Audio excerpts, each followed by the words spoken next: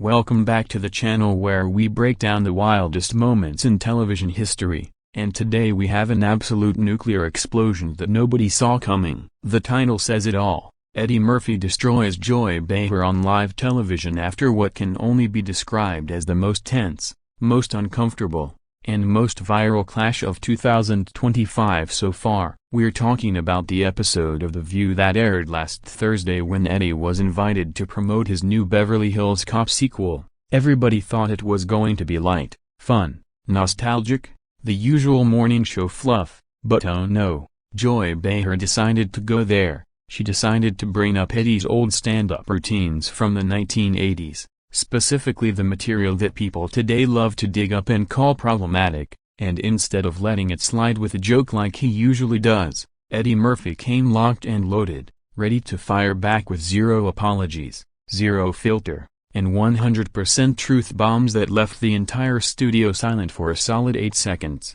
which on live television feels like an eternity. You know it's bad when even Whoopi Goldberg's eyes go wide and she just freezes with her mouth half open. The clip has already racked up 42 million views in less than 4 days, and the internet is calling it the knockout of the decade. We're going to watch the whole exchange in slow motion, break down every single word, every facial expression, and explain exactly why this moment is going to be studied for years as the perfect example of someone refusing to bow to cancel culture on national television. So let's set the scene properly. Eddie walks out to massive applause, looking sharp as ever in the black leather jacket, smiling, waving, doing the whole charming superstar thing. He sits down, they do the small talk, how's the family, congratulations on the comeback, blah blah blah. Everything is smooth for the first 4 minutes, then Joy Behar leans forward with that little smirk she does when she thinks she's about to school somebody,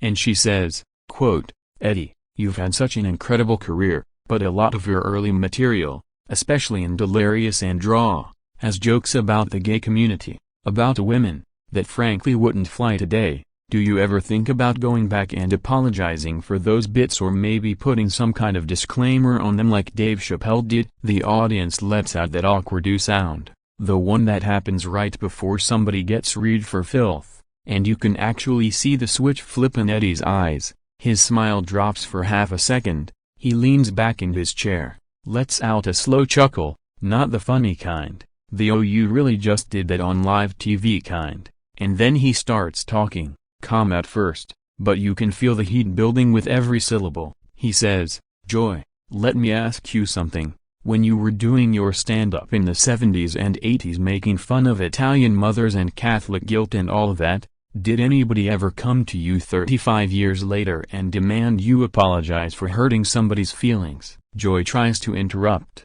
but Eddie just keeps going, louder, sharper. And that's when the destruction truly begins. Eddie drops the first nuke. "See, here's the thing people like you never want to admit. Comedy is a time capsule. When I did Delirious in 1983 I was 22 years old, broke, coming from the hood, talking about what I saw in my real life, my uncles, my cousins, the guys on the corner. That was my reality, and 30 million people laughed because they recognized something true in it.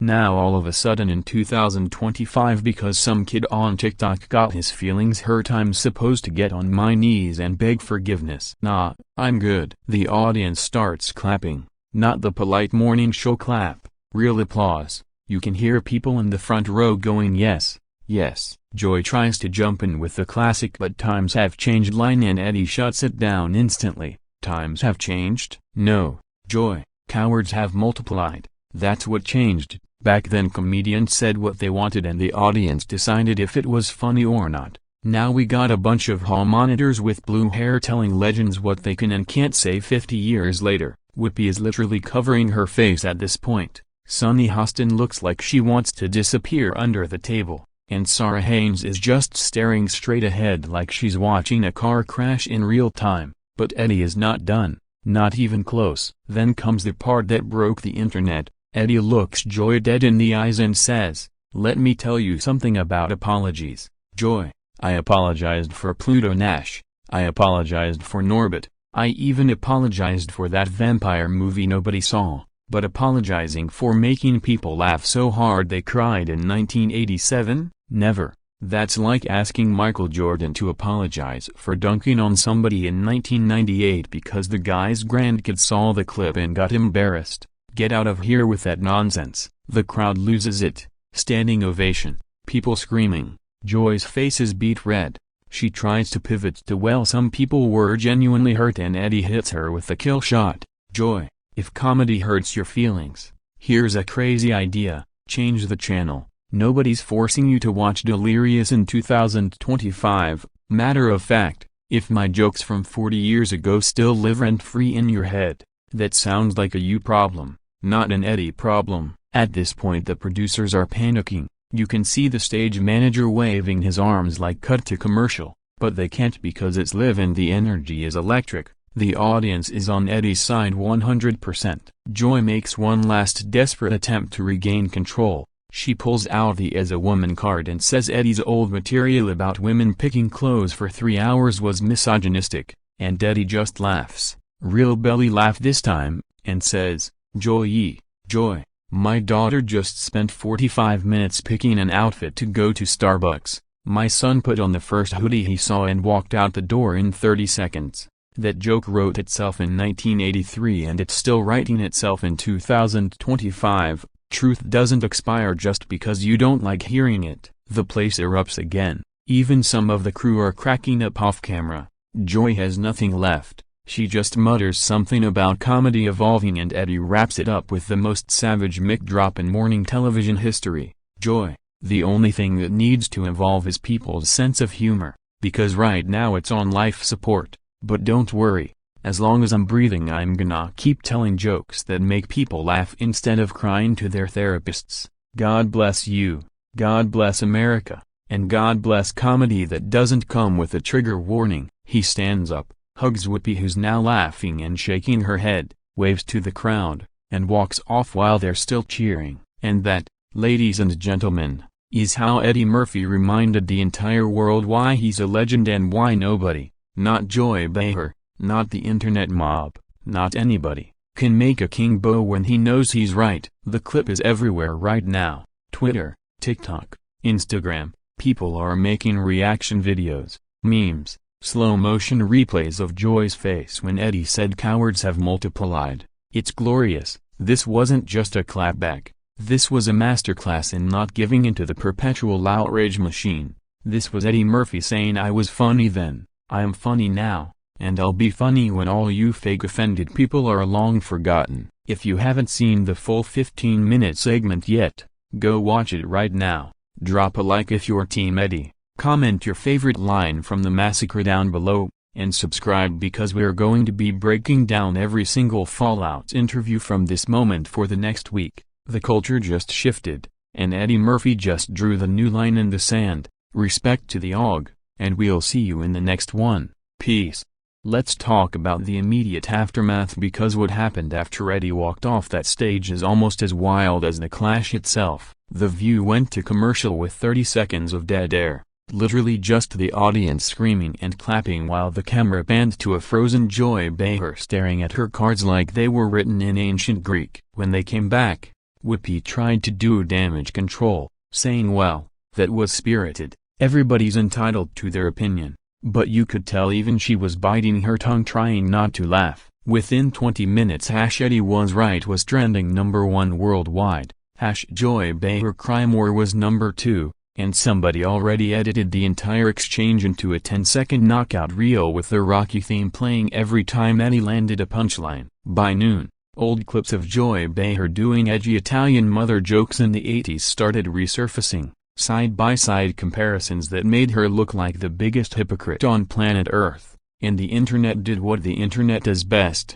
it cooked her for 48 hours straight without mercy. Barbershops, group chats, sports radio, everybody was playing the audio. Men were walking around quoting cowards have multiplied like it was the new I am your father. Eddie didn't say a single word on social media all day, he just let the clip do the talking, which somehow made it even more powerful. Fast forward to Friday morning and the meltdown on the left-leaning talk shows was something to behold. One CNN panel spent 15 minutes trying to explain why Eddie Murphy, a black man who grew up poor on Long Island, was somehow now the bad guy for refusing to apologize to privileged college kids in 2025. They brought on a gender studies professor who called Eddie's response textbook toxic masculinity wrapped in nostalgia, and the clip of her saying that got ratioed so hard the replies are still going a week later. Meanwhile, every comedian with a pulse jumped on Eddie's side. Kevin Hart posted a video laughing hysterically saying Uncle Eddie just gave the whole game a free masterclass.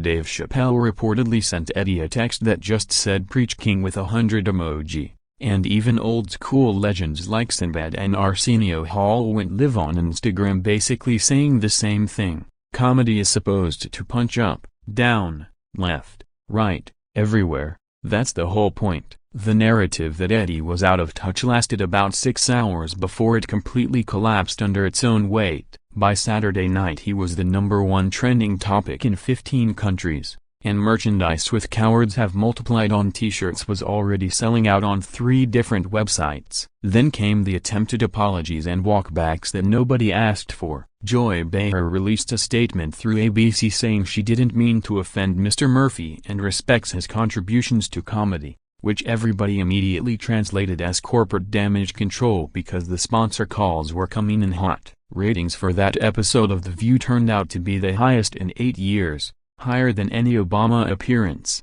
higher than any Trump appearance, purely because people wanted to watch Eddie cook her in real time. ABC quietly renewed Eddie's invitation for whenever the next movie comes out because they know lightning just struck their studio and they want it again. Joy tried to laugh it off on Monday's show saying, "Well, I guess I poked the bear," but the audience barely clapped. You could feel the energy had shifted. People were done with the sanctimony. Behind the scenes, staffers were leaking that Joy spent the entire weekend furious, allegedly throwing things in her dressing room and telling producers, "I will never let another comedian ambush me like that again," which only made the memes worse because everybody started photoshopping her face on Mike Tyson after the Holyfield fight. The bigger conversation this moment sparked is the one we're still having right now. Podcasts, barbershops, dinner tables, everybody's asking the same question. At what point do we stop letting the most sensitive person in the room dictate what's funny? Eddie didn't just defend his old material,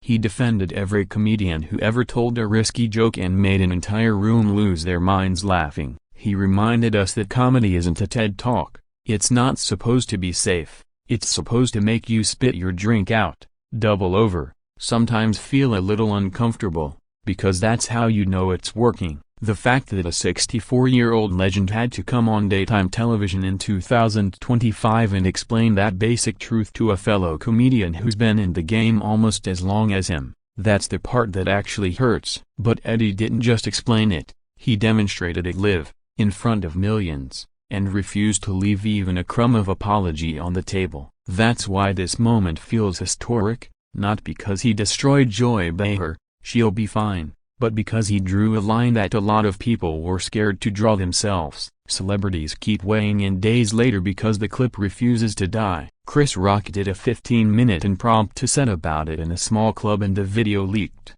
He basically said Eddie just did what all of them wish they could do every single day. Bill Burr went on his podcast and screamed for 20 minutes straight about how Joy thought she was gonna get the easy "I've evolved" soundbite and instead walked into a buzzsaw. Even international comedians are reacting. Ricky Gervais tweeted a simple popcorn gif and got 2 million likes in an hour. The Beyonce copyright level stan accounts tried to come for Eddie at first, calling him homophobic boomer, but they got drowned out so fast it was almost impressive. Regular people, black, white, gay, straight, young, old, flooded those threads with "sit down, he made that special when you were in diapers." For the first time in a long time, the silent majority actually spoke up online and the outrage mob had to take the L.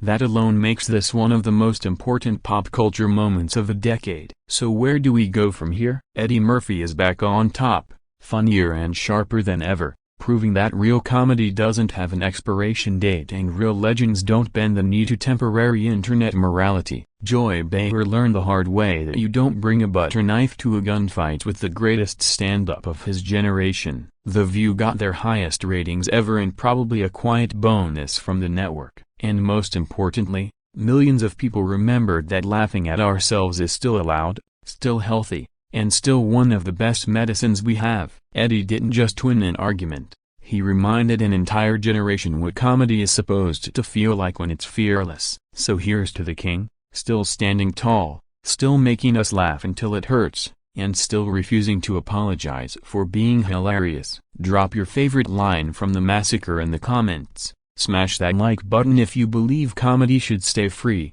subscribe for more breakdowns of moments that shake the culture, and until next time, keep laughing loud and proud, because the cowards can't stand the sound of it. Peace. 1 week later and the ripple effects are still hitting like aftershocks from a magnitude 9 earthquake. Eddie Murphy's phone has been blowing up non-stop. Every late-night host, every podcast under the sun wants him on. Yesterday, he finally agreed to do a quick 10-minute spot on Shannon Sharpe's Club Shay Shay, and the full episode dropped last night. 45 million views in 12 hours. Shannon barely had to ask questions. Eddie just sat there sipping cognac, smiling like a proud dad who just watched his son hit a grand slam. He said, "Man, I didn't go on The View planning to go nuclear, but when somebody comes at you on live television trying to shame you for jokes you told before they could spell their own name, sometimes the ancestors just take the wheel." Then he dropped another gem. "I love gay people. I got gay friends, gay family, gay fans that been writing with me since Raw came out on VHS. The difference is they got a sense of humor about life, and these new hall monitor activists gotta stick where the funny bone's supposed to be." The clip of him saying that is already the most quoted sound on barbershop TikTok. Shannon couldn't even keep it together. He had to pause the interview twice because he was crying laughing. Meanwhile, Joy Behar has been suspiciously absent from The View all week. Officially it's pre-planned vacation, but nobody's buying that. Page 6 ran a story saying she's holed up in her Hamptons house refusing most interviews, and the one interview she did give was to People magazine, where she spent 800 words explaining that she never meant to attack Eddie personally and that she still considers him a comedy icon. Translation: the network lawyers wrote every syllable. Insiders say ABC is terrified of losing the older demographic that secretly loved watching Eddie hand her the L, so they're letting her hide until the heat dies down. The other hosts are doing their best to pretend nothing happened. Whoopi keeps saying we have spirited conversations here. That's what we do, but you can tell even she's tired of cleaning up the mess. Alyssa Fair-Griffin, the token conservative, slipped up on Thursday and said honestly I agreed with 90% of what Eddie said, and the clip of Sunny Hostin side-eyeing her went mega viral because it looked like she smelled spoiled milk. The money side of this is insane. Eddie's old specials, Delirious and Raw, shot to #1 and #2 on Netflix's comedy chart overnight, even though they've been there for years. Netflix quietly added the red disclaimer contains outdated cultural depictions, and within 6 hours somebody started a petition with 250,000 signatures demanding they remove it. Netflix caved in less than a day and took the warning down, first time anybody can remember them backing off that fast. Beverly Hills Cop, Axel F., which was already doing decent numbers, jumped 38% in daily views, and Amazon had to restock the 4K box set of the original trilogy 3 times in 4 days. Eddie's asking price for stand-up dates just doubled. Promoters are saying any arena he wants is his the second he says the word. One Vegas casino allegedly offered him $20 million for 5 nights. No questions asked. The man didn't even have to release new material. He just reminded everybody the old stuff still hits harder than anything these new cats are putting out. A deeper thing is happening in comedy clubs across the country right now. Young comedians are telling me privately that the Eddie moment gave them permission again. One kid in Atlanta said he brought back a 5-minute bit about his Trinidadian auntie that he'd cut 2 years ago because open mic crowds were groaning. First night back, the room gave him a standing ovation. Comedians in LA are texting each other screenshots of bookers suddenly saying yeah, bring the edgy stuff. The crowd wants it again. Club owners are reporting their biggest weeks since pre-pandemic because people want to see comics who aren't scared. It's like somebody opened a pressure valve nobody knew was about to burst. Even Kill Tony, the most unfiltered show on the internet, had Tony Hinchcliffe open last night by playing the Eddie audio and saying this is for every comedian who's been told to water it down.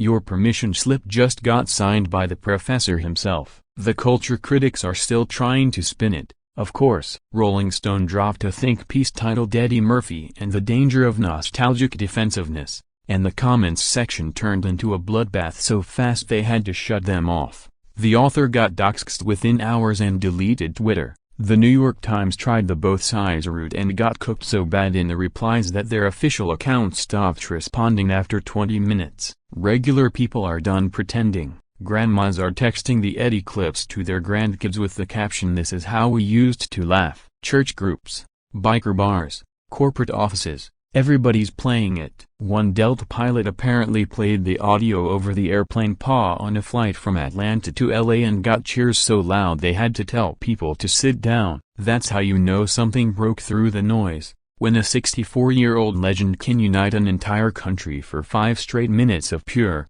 unfiltered joy. So here we are, almost 2 weeks later, and Eddie Murphy didn't just destroy Joy Behar on live TV, he accidentally restarted a revolution. He reminded us that funny doesn't need permission, that legends don't retire their crown just because the peasants got sensitive, and that sometimes all it takes is one man refusing to blink to make the whole room remember who they really are. Joy will come back eventually, probably with a forced smile and a softball question for the next guest. The View will keep preaching. The outrage machine will reload and find a new target. But something shifted that Thursday morning that isn't shifting back. The king spoke, the court listened, and for the first time in a long time, laughter won. If you're a comedian reading this, go write the joke you were scared to write. If you're a fan, go watch Delirious tonight and laugh as loud as your neighbors can stand. Eddie just bought us all some more time to be free, and the least we can do is use it.